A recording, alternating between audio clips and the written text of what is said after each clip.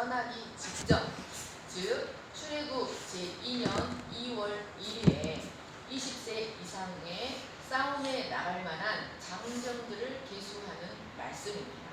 즉 시내산을 떠나기 직전에 행했던 인구조사로부터 민수기는 시작됩니다.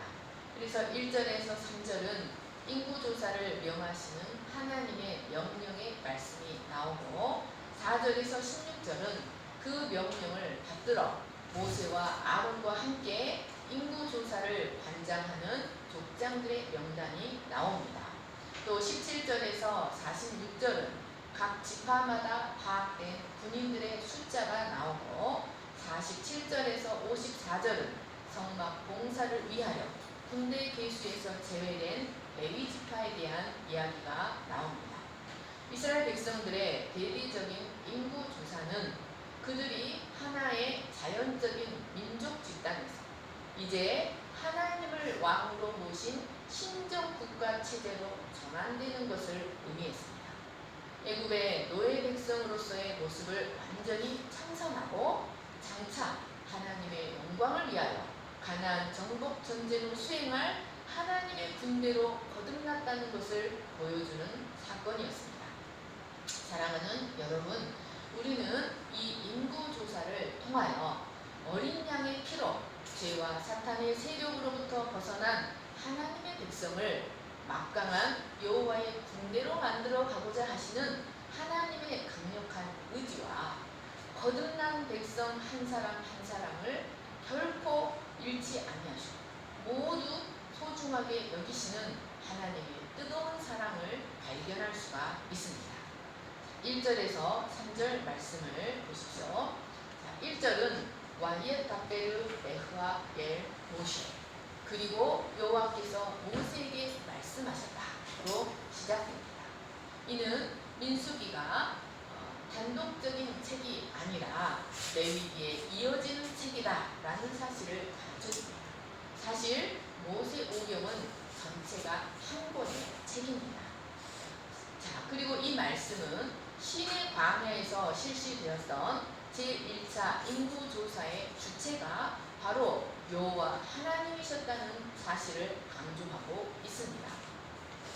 그런데 여러분, 여호와께서 모세에게 말씀하여 이르시되 민수기에는 이러한 표현이 80번 이상이나 나옵니다. 그리고 민수기는 이는 여호와께서 모세를 통하여 이스라엘 자손에게 명령하신 계명과 규례니라 라는 말씀으로 끝을 맺습니다. 그러니까 민수기는 하나님의 명령으로 시작하여 하나님의 명령으로 끝이 나는 책이었던 것이었습니다. 여러분, 이것은 이스라엘의 가나안으로 향하는 여정에 관한 모든 것이 하나님의 지시하에서 이루어졌다라는 사실을 가르쳐줍니다.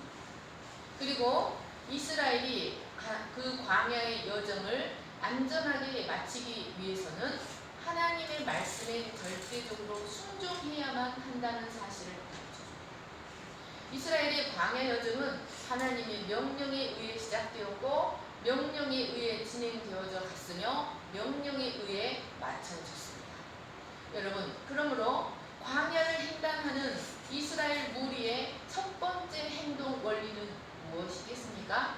그것은 바로 그들의 총사령관 되시는 하나님의 말씀에 대한 절대적인 순종, 하나님의 이끄심에 대한 절대적인 신뢰였습니다. 민수기는 바로의 압제 아래서 살던 이스라엘이 애굽을 떠나 시내산에 도착하여 하나님과 언약을 맺고 다시 그곳을 떠나 하나님이 그들의 조상에게 언약하신 땅 가나안으로 향하는 여정을 기록하고 있습니다. 여러분, 이 여정이 어떤 여정입니까? 그것은 잠시 광야에 소풍 나왔다가 다시 자기가 살던 집으로 돌아가는 그런 단순한 여행이 아닙니다. 여러분, 이것은 마치 한 가족이 대대로 살던 그 땅에서 그들이 살던 모든 것을 정리해서 완전히 새로운 나라로 이민 가는 것과 같습니다. 애굽에서 거대한 민족이 된 이스라엘이 430년간이나 살아왔던 삶의 터전을 모두 정리하고 전혀 삶의 터전으로 이주해 가는 거대한 민족의 이주 여정이었던 것입니다. 그러니까 그것은 단순히 애굽에서 시내산에서 가나안으로 이주해가는 땅의 이동만이 아니었습니다. 사랑하는 여러분, 이것은 사탄의 압제 아래 살아가던 삶에서 하나님의 통치 아래로 사는 삶으로의 이주, 내 뜻과 내 의지와 죄의 정욕과 본성대로 살던 삶의 자리에서 하나님의 말씀에 온전히 순종해서 살아가는 하나님의 백성, 하나님의 군대로서의 삶의 자리로의 이주 여정을 계시하는 여행이었던 것입니다. 민수기는 이 모든 여정이 하나님의 지시에 의해 이루어진 것으로서 하나님의 말씀에 순종하는 하나님은 그 모든 여정을 책임져 주신다는 사실을 우리에게 가르쳐주고 있습니다. 사랑하는 여러분, 이 하나님에 의하여 이스라엘이 광야에서 거쳐갔던 광야의 각 요정들은 그들의 불신과 불평과 불순종에 속한 자아가 죽어 묻히는 무덤이 되고 믿음과 감사와 순종에 속한 자아로 거듭난 새로 태어나는 장소들이 되었습니다. 1절 말씀을 다시 보십시오. 애굽 땅에서 나온 후 둘째 해 둘째 달 첫째 날에, 여러분, 민수기가 시작되는 시점은 이스라엘이 애굽을 떠난 지 만 13개월째가 되는 출애굽 제2년 2월 1일이었습니다. 그들은 출애굽한 지 약 2달 만에 시내산에 도착하여 그곳에서 약 9개월 반 동안 성막을 지었습니다. 그리고 출애굽 제2년 1월 1일이 되는 날 성막을 완성하였습니다. 그리고 그 후로 한 달 동안, 이전에는 산 위에서 말씀하셨던 하나님이 이제는 완성된 성막 안에서 모세와 말씀하시고 한 달 동안 이스라엘 백성이 언약 백성으로서 지켜야 할 법에 대해서 말씀하셨습니다. 그것을 기록한 것이 바로 레위기입니다. 그리고 드디어 출애굽 제2년 2월 1일 하나님은 모세에게 이스라엘 자손 중에서 20세 이상으로 싸움에 나갈 만한 모든 남자의 수를 계수하라고 말씀하셨습니다. 이것은 이제 드디어 이스라엘이 약속의 땅 가나안을 향하여 진군할 때가 되었다라는 것을 의미했습니다. 그러니까 여러분, 이스라엘은 거의 1년에 가까운 시간을 시내산 기슭에 진을 치고 머물러 있어야 했던 것이었습니다. 여러분, 사실 이스라엘이 살았던 애굽 땅 고센에서 가나안까지는 최소 10하루면 갈 수 있는 길이었습니다. 인간적으로 볼 때 430년간이나 애굽에서 비참한 노예 생활을 했던 이스라엘에게 가장 시급한 것은 하루라도 빨리 가나안으로 들어가서 약속의 땅에서 안식하는 것처럼 보였습니다. 그런데 하나님은 왜 이처럼 오랜 시간을 시내산 앞에 머물러 있게 하셨을까요? 여러분, 그것은 이스라엘이 가나안을 향한 여정을 안전하게 할 수 있도록 준비를 시키시기 위함이었습니다. 이 1년이라는 시간 동안의 일들을 기록한 것이 바로 시내산 앞에 머물렀던 기간이라고 하여 시내산 전승 단락이라고 불리우는 출애굽기 19장 1절로부터 민수기 10장 10절까지입니다. 즉 출애굽기 19장 1절부터 민수기 10장 10절까지가 한 덩어리 시나이 페리코프, 시내산 전승 단락인 것입니다.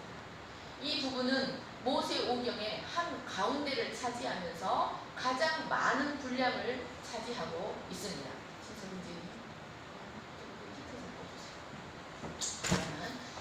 하나님은 이 기간 동안 가장 먼저 그들에게 무엇을 하셨습니까? 바로 거룩한 나라, 제사장 백성의 정체성이 무엇인지를 말씀하시고 그들의 자발적인 맹세를 이끌어내시며 그들과 제사장 나라의 선민 언약을 맺으셨습니다. 이를 통해 이스라엘은 바로의 압제에서 신음하던 노예 백성에서 감히 온 우주의 창조자이신 하나님과 선민 언약을 맺은 언약 공동체로 거듭나게 되었습니다. 그리고 하나님은 그 언약의 증표로 당신이 그들 가운데 거하실 성막을 짓도록 명령하시고 성막에서 드려지는 예배와 그들의 삶에서 드려져야 할 거룩한 삶의 예배에 대해 말씀하시므로 그들을 세상 어느 나라와도 비교할 수 없는 거룩한 예배 공동체, 신앙 공동체로 거듭나게 하셨습니다. 이제 하나님은 이런 이스라엘을 다시 하나님의 이름과 영광을 위해 싸울 수 있는 전투 공동체로 거듭나도록 하시기 위하여 인구조사를 명하십니다. 그러니까 이들은 이 시내산 전승달라, 시내산 앞에서 3번의 트랜스포메이션, 3번의 변모를 하게 된 것입니다. 그 노예 백성에서 언약 공동체, 선민 공동체로 거듭나고 거룩한 예배 공동체로 거듭나고 여호와의 영광을 위해서 싸우는 전투 공동체로 거듭났던 것이었습니다. 이것이 바로 민수기 1장 1절로부터 10장 10절까지의 내용입니다. 여러분, 이처럼 시내산은 출애굽한 이스라엘을 이전과는 전혀 새로운 모습으로 다시 태어나게 하는 하나님의 자궁과 같은 것, 하나님이 다스리시는 신정국가 이스라엘이 탄생하는 정신적, 영적 고향이었습니다. 하나님께서는 이 기간 동안 이스라엘을 언약 공동체, 예배 공동체, 전투 공동체로 거듭나게 하시면서 그들에게 반드시 가르치고자 하셨던 한 가지가 있었습니다. 사랑하는 여러분, 다시 한번 말씀드립니다. 하나님께서 이스라엘을 언약 공동체, 예배 공동체, 전투 공동체로 거듭나게 하시면서 그들에게 반드시 가르치고자 하셨던 한 가지가 무엇이었을까요? 그것은 바로 그들이 철저히 하나님 안에서, 철저히 하나님 중심으로, 철저히 하나님과 함께, 철저히 하나님의 통치 가운데 살아가는 백성이 되는 것이었습니다. 그들의 진영 한가운데 만들어지는 성막은 바로 이 사실을 계시하는 것이었습니다. 그들은 하나님과 함께 동거하는 백성이 되기 위하여 정결하게 되어져야 했고 말씀에 철저히 순종하는 법을 배워야 했습니다.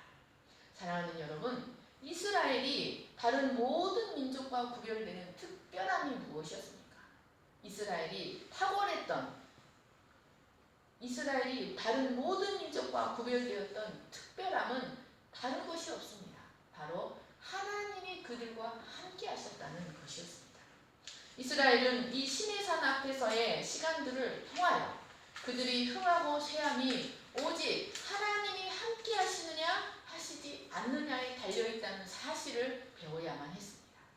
그들은 시내산 앞에 머물면서 하나님이 그들과 함께 하시고 그들이 하나님께 순종하기만 한다면 그들은 어느 시간을 통과하든지 부족함 없이 살 수 있고 어떤 대적이든지 물리칠 수 있다는 사실을 배워야만 했습니다. 사랑하는 여러분, 만약 그런데 이스라엘이 이런 시내산 앞에서의 시간이 없이, 이런 준비되는 시간이 하나도 없이 바로 가나안을 향해 갔더라면 어떻게 되었겠습니까? 출애굽기 33장을 살펴보시면 하나님이 이스라엘을 향해 진노하시면서 내가 더 이상 너희와 함께 가지 않겠다. 너희는 바로 가나안으로 올라가라 라고 하신 말씀이 나옵니다. 그것은 바로 모세가 시내산에 있는 동안을 기다리지 못하고 금송아지를 만들어 섬기는 죄를 범했기 때문이었습니다. 이것이 바로 애굽에서 나온 이스라엘의 현 주소였습니다. 이런 그들의 범과를 늘 용서해주는 성막의 제사도 없이 그들을 중보해주고 율법을 가르쳐주는 제사장도 없이 하나님의 성품을 계시해주는 계명도 없이 가나안을 향해 올라갔더라면 그들은 어떻게 되었겠습니까? 200만이라는 엄청난 숫자의 이스라엘이, 애굽에서 갓 탈출한 이스라엘이 아무런 준비 없이 가나안을 향해 갔더라면 그들은 결코 가나안에 들어가지도 못하고 모두 광야에서 진멸되고 말았을 것입니다. 왜냐하면 가나안으로 가는 길은 고속도로가 아니었습니다. 그들의 행군을 싫어하는 강력한 대적들이 구석구석 도사리고 있었습니다. 뿐만 아니라 가나안에도 강력한 7족속이 요새화시켜놓고 터를 잡고 살고 있었기 때문에 누가 그들에게 땅을 내주었겠습니까? 설령 어쩌다 가나안에 들어가서 어쩌다 터를 잡았다 할지라도 그들은 하나님 나라의 선민이 되는 것이 아니라 가나안 백성들과 동일한 세속적인 나라가 되어서 결국은 하나님의 진노의 대상이 될 수밖에 없었을 것입니다. 가나안 백성들과 함께 하나님의 심판을 받을 수밖에 없었을 것이라는 말씀입니다. 그래서 그 땅은 그들에게 하나님의 언약이 실현되는 복된 땅이 아니라 타락과 방종을 일삼다가 결국 하나님의 심판을 받을 수밖에 없는 심판의 장소, 저주의 땅이 되고 말았을 것입니다. 이처럼 이스라엘이 아무런 준비 없이 시내산을 통과해 간다면 그것은 그들에게 축복이 아니라 저주가 될 수밖에 없었을 것입니다. 사랑하고 사랑하는 여러분, 이 말씀은 오늘날 우리에게도 우리가 하나님의 백성으로서의 새로운 삶을 시작하기 위해서는 많은 준비의 시간이 필요하다는 사실을 가르쳐 줍니다. 여러분, 하나님은 언제나 자신의 택한 백성을 위하여 때와 기한을 정하시고 그것을 주권적으로 이끌어 가시는 하나님이십니다. 하나님이 자기 백성에 대하여 때와 기한을 정하시면 그 누구도 그것을 바꿀 수 없습니다.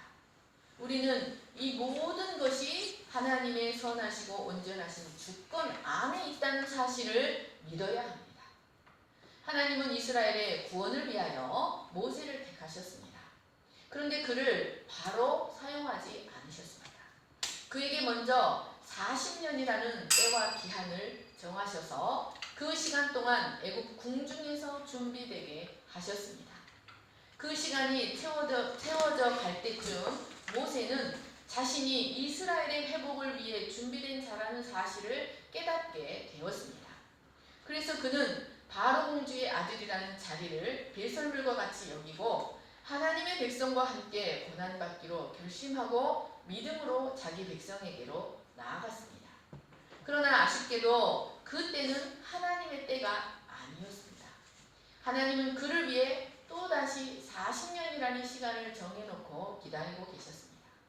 그래서 모세는 미디안 광야에서 꼼짝없이 40년이라는 시간 동안 더 이상 자기를 의지하지 아니하고 하나님만을 의지하는 사람으로 훈련되어져 갔습니다. 그리고 그 시간이 모두 찼을 때 비로소 하나님의 부르심을 받을 수가 있었습니다. 이는 우리가 가장 존경하는 사도 바울도 마찬가지입니다. 그는 다메섹 도상에서 예수님을 만나고 복음을 위해 사용되기까지 먼저 3년 동안 아라바 광야에서 머무는 시간을 지나야만 했습니다. 그리고 복음의 변방인 이방 안디옥 교회에서 바나바와 함께 14년을 머문 후에야, 변방에서 14년이나 사역한 후에야 비로소 예루살렘 교회로 나아가 사도들로부터 이방인의 사도로 공식적으로 인정받을 수 있었습니다. 여러분, 요셉은 어떠합니까? 그는 애굽의 총리가 되기까지 13년의 시간이 지나가야만 했고, 다윗은 왕이 될 것이라고 기름 부음을 받은 지 15년 만에 비로소 이스라엘의 왕이 될 수 있었습니다. 이처럼 이스라엘이 시내산에서 하나님 앞에 머물러 있는 시간은 아무런 의미 없는 시간처럼 보일 수 있지만 그 시간들은 이스라엘이 하나님 나라를 이루기 위해 가는 백성, 가나안으로 가기 위해서 반드시 필요한 시간이었습니다. 그들은 그 시간 동안 철저히 하나님 중심으로 사는 법, 철저히 하나님의 통치 아래 순종하는 법, 오직 믿음으로 사는 법을 배워야만 했던 것입니다. 사랑하는 여러분, 이와 같이 하나님은 우리도 우리의 때와 기한을 정하시고 그 때와 기한이 철저히 하나님의 주권 아래 있다는 사실을 굳게 믿으시기를 간절히 축원합니다. 이스라엘의 인구조사는 출애굽 이후 가나안 정복 이전까지 도합 총 3번 이루어집니다. 1차 인구조사는 애굽을 떠난 지 3개월이 되었을 때 시내 광야에서 성막 건립을 위해 속전을 거둘 때 이루어졌습니다. 그리고 2차 인구조사는 시내산에서 광야 여정을 시작하기에 앞서 군대 조직화를 위하여 시행하였고, 마지막 인구조사는 38년 후 모압 평지에서 새로 태어난 광야 세대의 가나안 종족과 분배를 위하여 실시되었습니다. 그런데 통상적으로 이 1장의 인구조사를 1차 인구조사로 명명하고 모압 평지에서의 조사를 2차 인구조사로 명명합니다. 그런데 여러분, 우리는 하나님께서 왜 이처럼 시내산에서 대대적으로 인구조사를 명하시는가? 그 이유를 살펴볼 필요가 있습니다. 첫째로 하나님은 공동체의 질서를 위하여 효율적인 배치와 업무 분담을 하기 위하여 인구조사를 명하셨습니다. 출애굽한 이스라엘의 인구는 대략 200만이 넘는 숫자입니다. 여러분, 이런 엄청난 숫자의 백성들이 아무런 행정적인 정비가 없이 되는 대로 여정을 시작했다면 어땠을까요? 그들은 분명 그 광야에서 우왕좌왕 하다가 모두 진멸되고 말았을 것입니다. 그래서 하나님은 자신과 제사장 나라의 언약을 맺고 그 언약을 실현하기 위하여 가나안으로 가는 이스라엘 공동체가 각자 자기들의 소견대로 무질서하게 움직이는 공동체가 되기를 원치 않으셨습니다. 하나님은 어지러움의 하나님이 아니라 질서의 하나님이셨습니다. 그래서 그 공동체가 하나님의 명령에 의하여 일사불란하게 움직이는 질서 있는 조직체가 되도록 하기 위하여 인구조사를 하게 하셨습니다.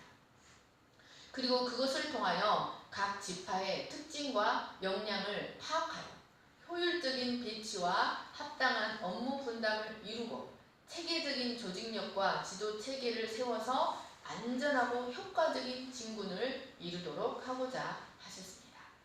두 번째로 하나님은 이 인구조사를 통하여 언약을 반드시 성취하시는 하나님, 언약을 신실하게 성취하시는 하나님을 이스라엘에게 확증시켜주고자 하셨습니다.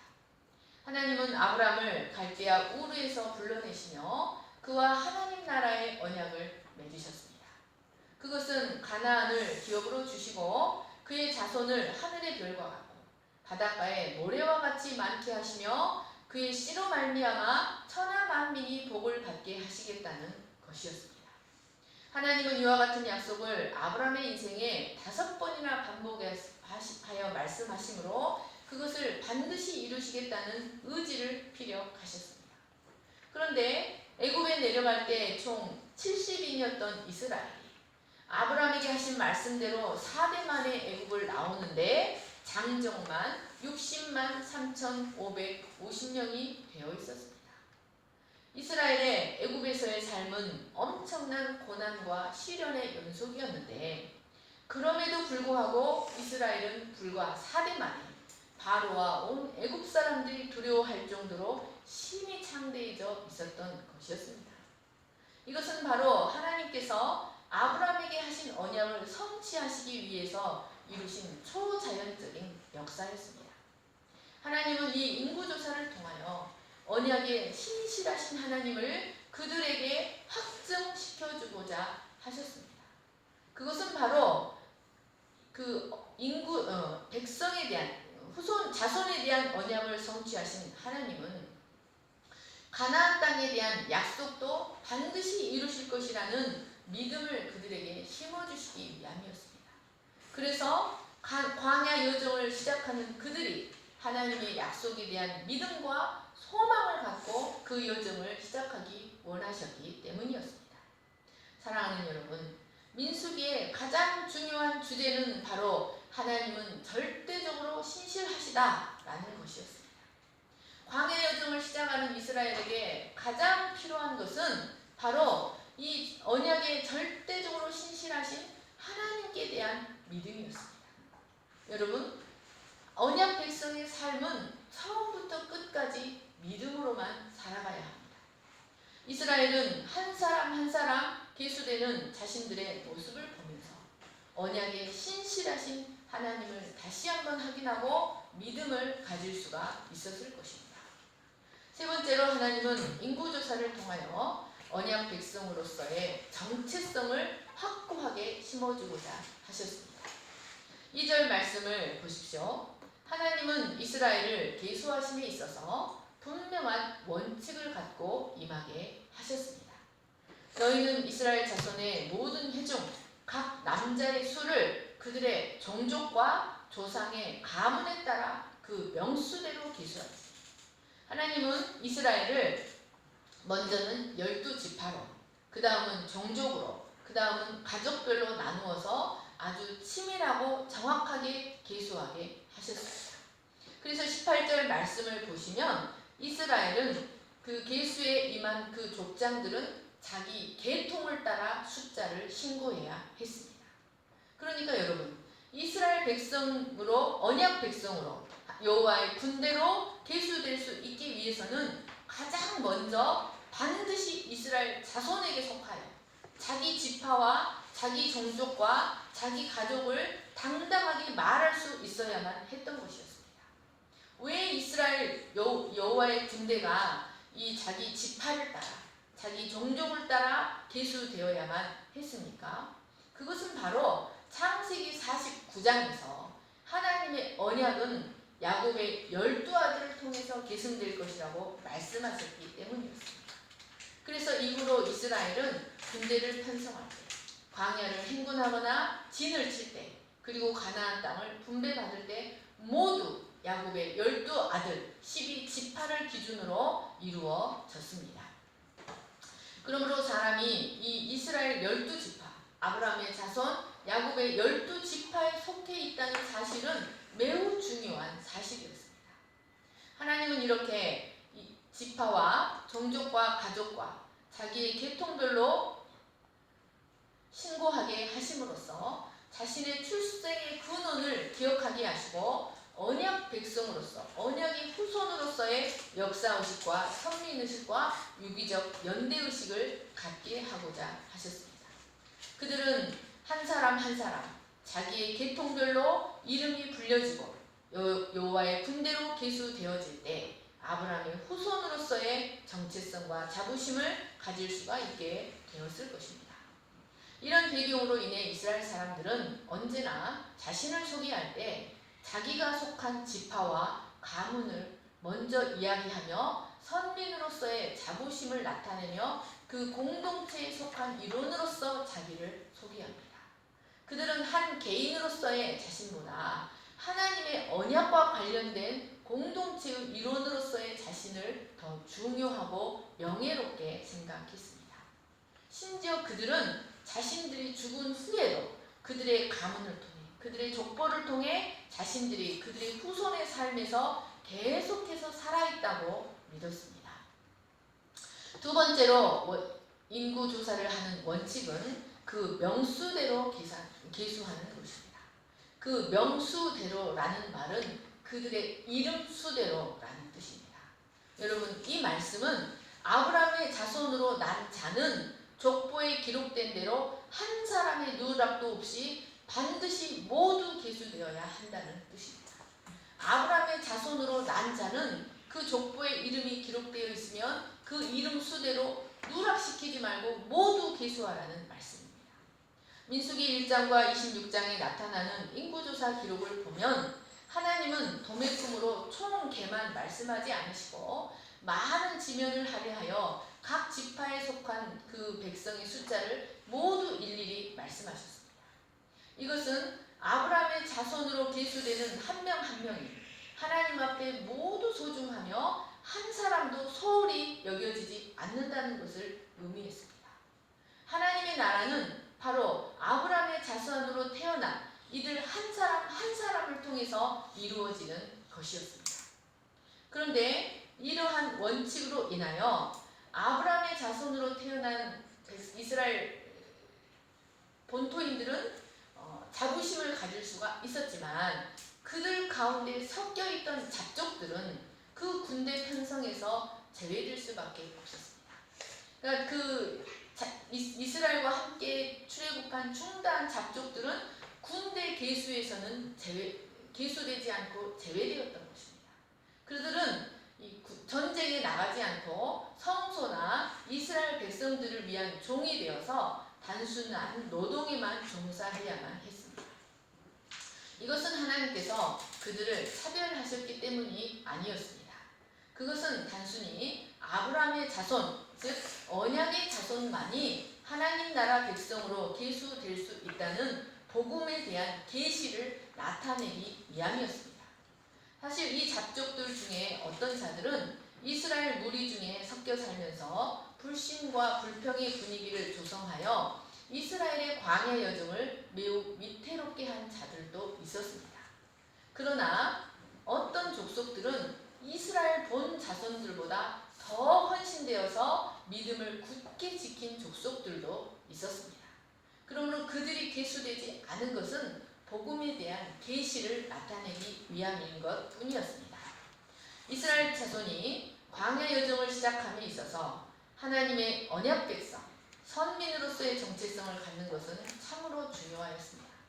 자기 자신이 구원받은 하나님의 백성으로 하나님의 보배로운 소유가 되고 하나님께서 자신의 이름의 영광을 나타내기 위하여 선택하신 아브라함의 후손이라는 분명한 정체성과 자존감이 있어야만 언약의 땅을 향한 광야의 여정을 감당할 수가 있었습니다.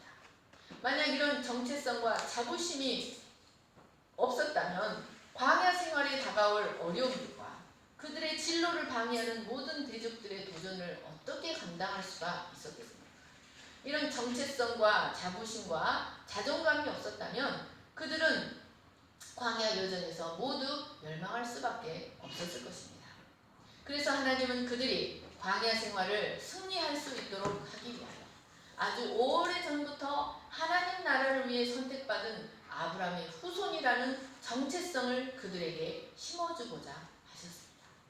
그래서 1장 말씀 안에서 기계적으로 반복되는 것 같은 12지파 지도자들의 이름과 그들이 조사한 이스라엘 백성들의 숫자는 당시 이스라엘 백성들에게 너무나도 중요한 의미를 가지는 것들이었습니다. 여러분, 그 숫자들은 그들의 과거와 그들의 현재와 그들의 미래였습니다.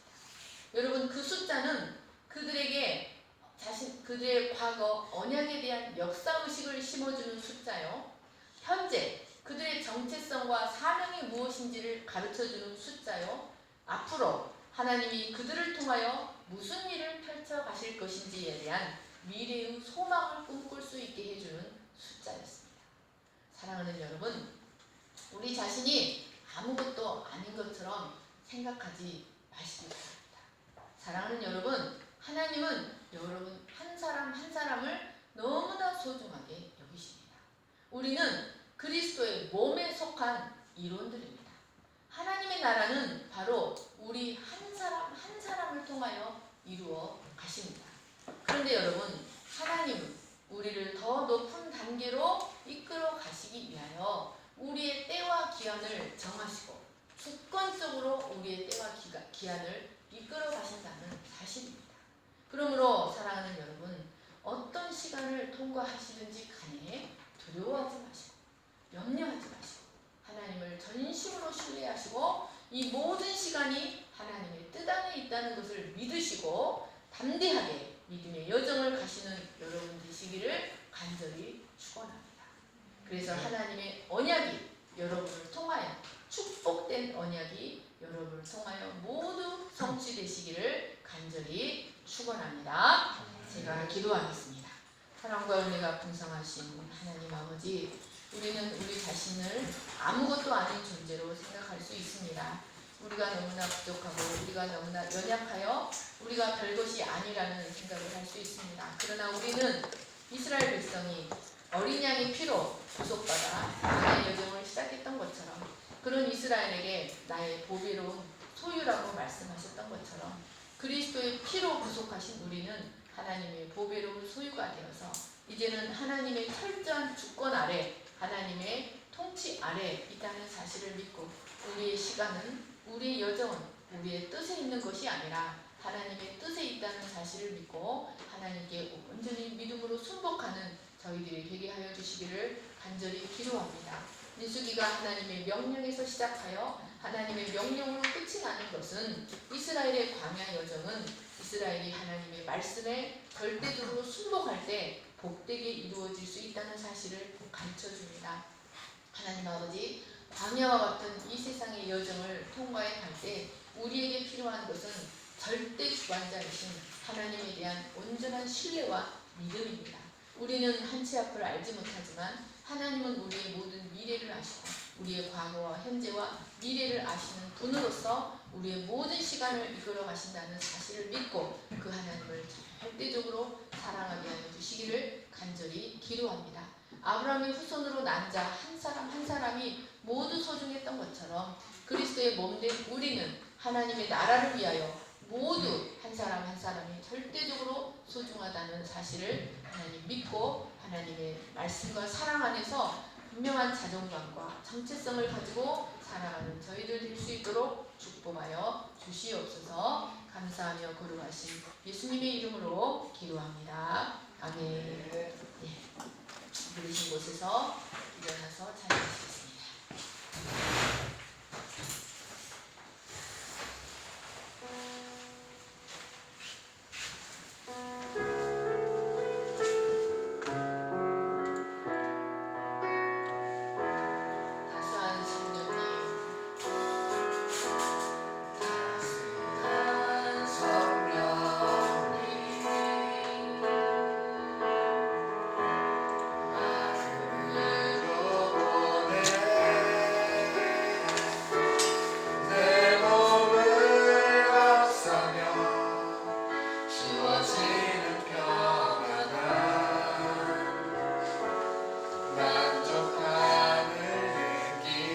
사랑과 진리의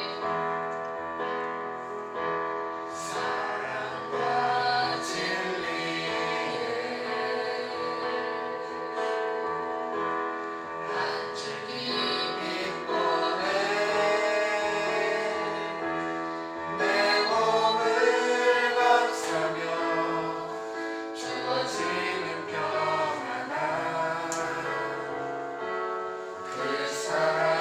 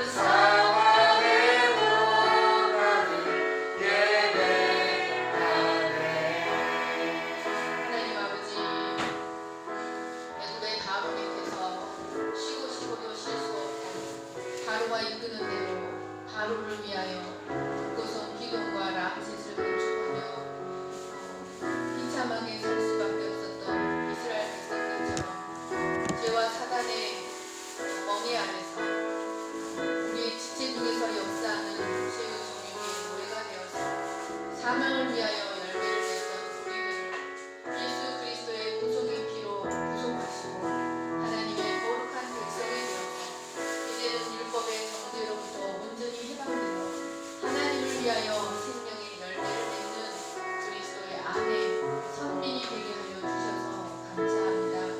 이스라엘이 시내산 앞에서 언약 공동체로